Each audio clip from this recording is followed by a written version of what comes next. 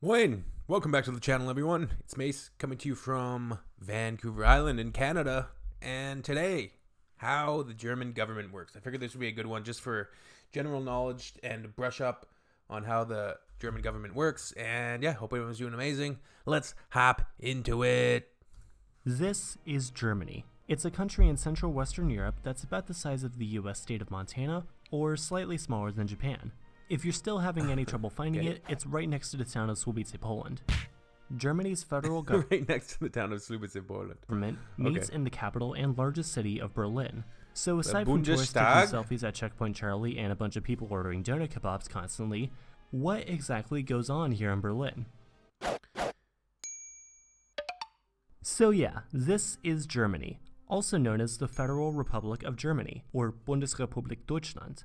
Germany's government is best described as a federal It's a federal parliamentary system, right? And there's 16 states. parliamentary representative democratic republic. For those of you who aren't fluent in political scientistese, those terms just mean that Political Germany's government is a scientistese. federation of different states under a non-monarchical government, which has different Okay, so a federation of these 16 states under a non-monarchical government. Okay, leader.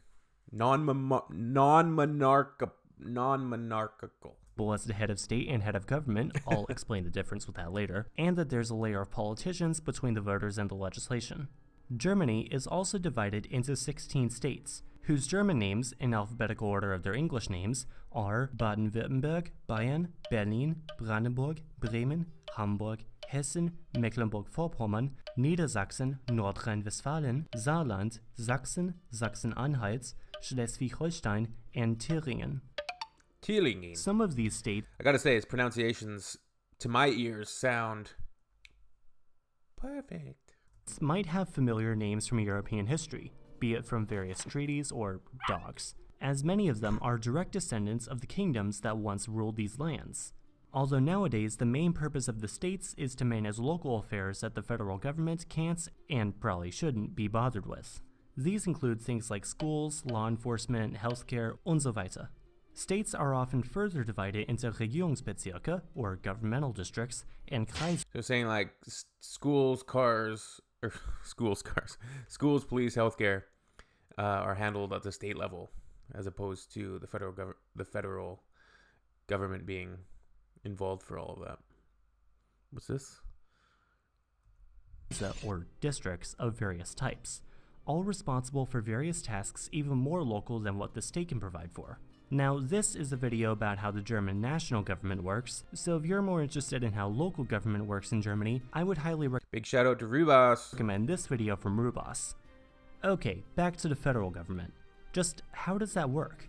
Well, first, there are two major legislative bodies, the Bundestag and the Bundesrat. The Bundestag meets in the famous Reichstag building and is the German parliament, while the Bundesrat meets in the Prussian House of Lords, or the Preußisches Herrenhaus, and represents the state governments. If you already know a bit about the US government, think of the Bundestag like the House of Representatives, and the Bundesrat as kind of a bit more like the Senate. The German government also essentially has two leaders. The president is the head of state, which means he, currently Frank-Walter Steinmeier, presides over representational matters and doesn't really have as much powers despite technically being the most important person in the German government. They really just preside over legislation and make sure nothing goes wrong. The second most is the president of the Bundestag, or Bundestagspräsident, currently Wolfgang Schäuble, who is basically in charge of managing the Bundestag and making sure everything's in order, and is basically Germany's equivalent of the speaker. The chancellor, however, Yeah, this video's or 6 years old. Bundeskanzlerin, currently the world 2019 would have been Merkel, right? famous Angela Merkel, is the head of government, which means she appoints the federal cabinet and basically runs the country, in a sense. Technically, the chancellor is officially only ranked third in the German government, but if Really, you it's don't know first. much about German politics, there's a reason you probably still heard of Angela Merkel. Okay, now for the elections, which are a little bit more complicated. Not really to vote in, but more if you're the person organizing the new government. Every 5 years, a federal election is run, and it is during this time that voters vote for new representatives in the Bundestag, Obviously, they also kind of technically vote for the Bundesrat, but we're just going to focus on the Bundestag for now because it's easier and more important. The ballot they are sent essentially comes in two parts. One for the person the voter wants representing their constituency, and another for which party the voter wants in power. You don't have to vote correspondingly either. If you're a fan of the SPD but like the FDP candidate more, you can vote both ways. This means that you're essentially electing two halves of the 598 seats. 299 of which go to local candidates, with the other 299 going to party representatives so that a political party can get a more proportional amount of seats for their votes. Although this does mean that the Bundestag may or may not go over the seat number of 598, and so What is 630 now, right? additional overhang seats are often also given to balance this out. Overhang seats and their cousins leveling seats, however, are a no so complicated situation that's probably best left for another time. Just know that there are additional seats given depending on how the vote goes for a particular party. Now, you might have noticed that there are more than two main political parties in Germany. In fact, there are currently 6 parties with seats in the Bundestag, which, in decreasing order of said seats, are the CDU-CSU, technically 2 parties in a kind of union, but still, the SPD, AfD, FDP, the Left, and the Greens. These aren't exactly fringe parties either, especially since a party needs at least 5% of the popular vote to get a seat. Imagine since 2019, like the AfD has made significant ground in Germany. Like getting, what did they get? They had 20% of the vote or something like that? Seat in government. This means that a singular party rarely gets a majority in government. Coalition. And so they often need to pair up with another party to get legislation passed. This is something known as a coalition, and the current government coalition is made up of the CDU-CSU and the SPD, with the other 4 parties forming what is known as the opposition. So to wrap everything, what did his little note say there? With the other 4 parties forming what is known as the opposition. This is way more complicated than it may look here, and will possibly soon be outdated anyway, as shown by everyone down in the comments screaming in all caps. So to wrap everything up, here's a diagram of how the German government interacts with. Okay, this would be interesting to look at. So you have the Chancellor, who's third. Okay, federal cabinet. Okay, this diagram's confusing now. But I really think, like, especially our young people, I don't know what it's like in Germany, but I feel like a lot of civic education could be useful to people. To get them more involved in politics at a more local level, whatever level that they can get involved in.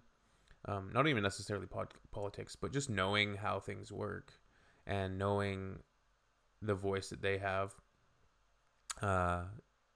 in terms of voting power, and just having that education so they can comment and understand things that are happening in the world.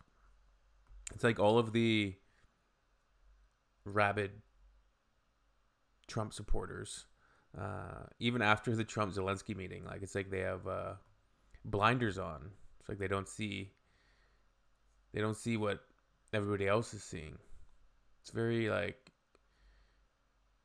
can sometimes feel Orwellian, because you have people seeing one thing, hearing one thing, but professing it to be another. It can leave you perturbed, or at least wondering what that power and charisma and populist, how he's able to,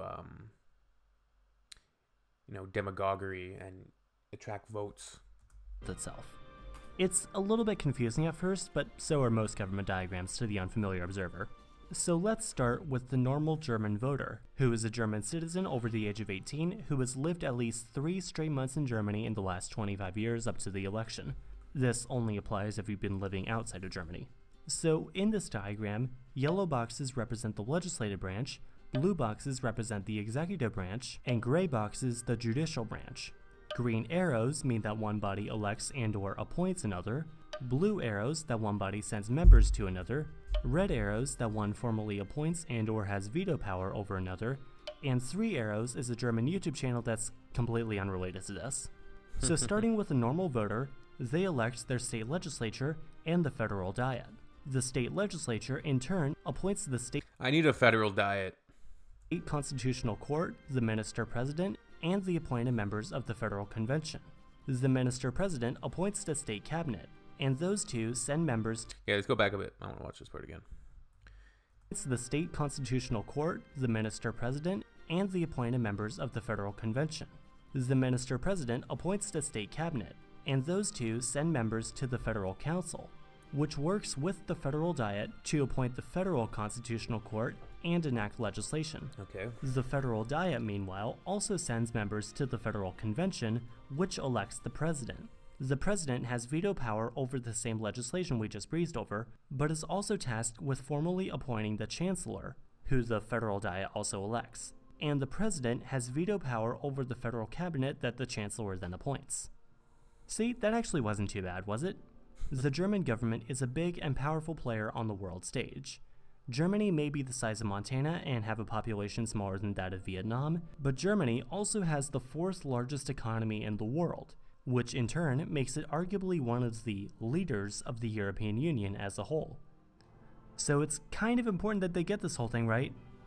Thank you as always for watching. If you weren't familiar with the Very cool. I'd have to watch it a couple more times. I do want to, about all countries, I want to learn more about, how their government systems work. It's interesting stuff, and it just gives you more outlook and a different perspective sometimes, I guess, about geopolitics, world politics. It's been pretty interesting the last few days to watch, and scary, really, obviously, with what's happening in Ukraine, Russia. Feels like things are turning, like since Trump got back in office. It has that weird feeling of like, it's going to hit a boiling point, or something's going to, you can only bend so much before something snaps.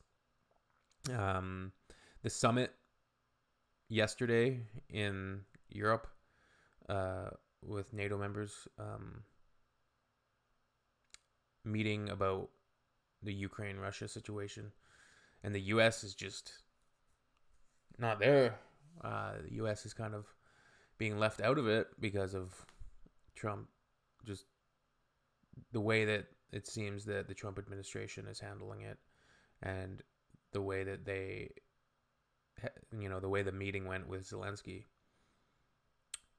Yeah, it's time for Europe to probably start beefing up defense and figuring it out, and just figuring out how to go it alone without the U.S., because the U.S. is becoming more like isolationist and America first, right? It's kind of where Trump is. That hit job on Zelensky in the Oval Office, that was crazy. It was crazy. It was an insane piece of, could you call it diplomacy? I don't know. But yeah, Merz is the chancellor in Germany now. Be interesting to watch. All right.